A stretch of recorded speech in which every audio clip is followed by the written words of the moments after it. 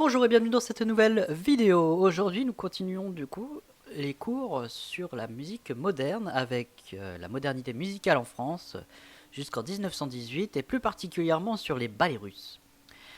Alors les ballets russes à l'époque c'était très avant-gardiste et exotique. L'expression ballet russe d'ailleurs désigne les spectacles de danse présentés par Serge Diaghilev à Paris de 1909 à 1929.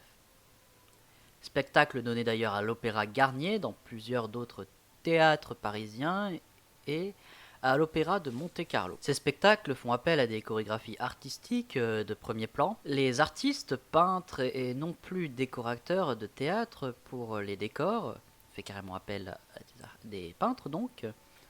Ce sont des gens connus comme Picasso qui va faire des décors pour les ballets russes.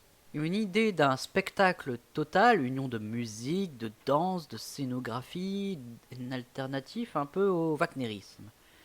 Version alternative à l'idée de l'œuvre totale, d'art total d'ailleurs, application libre car pour Wagner, seul le drame pouvait représenter ce concept d'art total. Le ballet a inspiré tant beaucoup de contes et de la tradition russe que de l'art moderne occidental. On voit un renouvellement constant des thèmes et des styles. Les traditions russes se voient au travers de Valikirev, Borodine, Rimsky-Korsakov, Moussorgsky, Stravinsky et Prokofiev. Mais aussi avec la participation de certains musiciens français comme Debussy, Ravel, Jeu, Daphne, Satie, Parade, Poulenc et Les Biches et aussi espagnol avec Fala, El Sombrero de los Tres Picos. Commençons par parler de Serge Diaghilev, dont les dates s'affichent ici.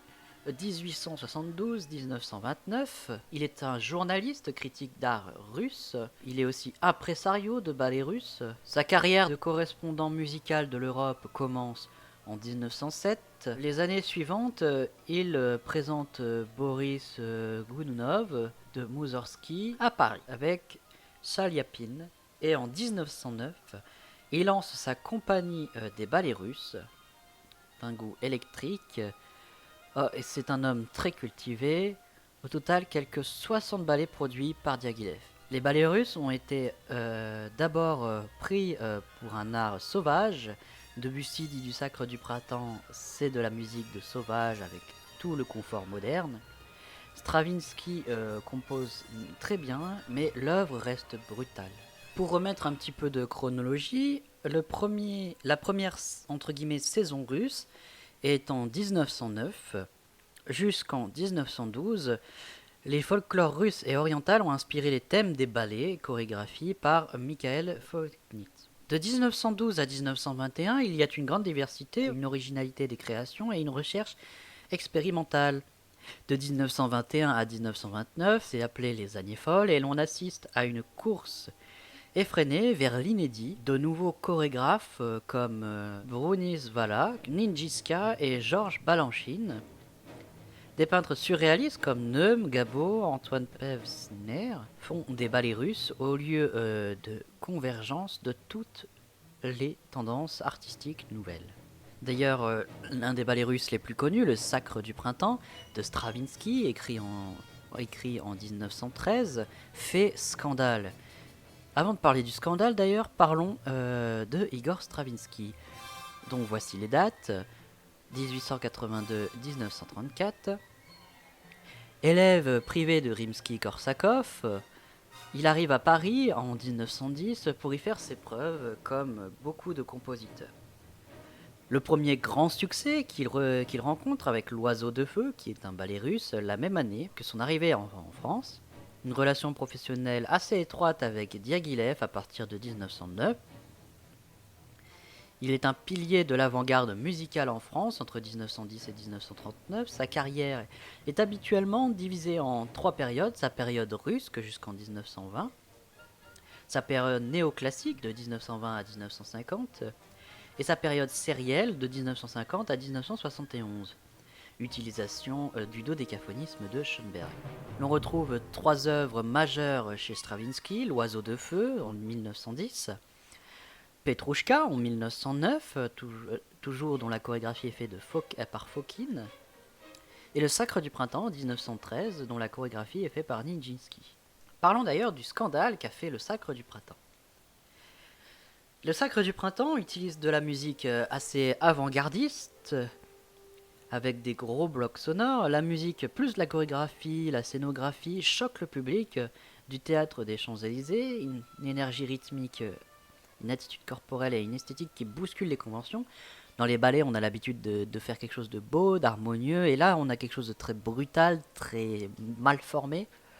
Stravinsky d'ailleurs rapporte: j'ai quitté la salle dès les premières mesures du prélude qui tout de suite soulevèrent les rires et des moqueries. J'en fus révolté. Ces manifestations d'abord isolées devinrent bientôt générales et provoquent d'autre part des contre-manifestations se transformant très vite en vacarme épouvantable. Cette citation, on la retrouve dans Chronique de ma vie, écrit en 1935. Cela fait scandale, mais malgré tout, l'année suivante, il rencontre un triomphe dans sa version concert et non plus dans sa version ballet.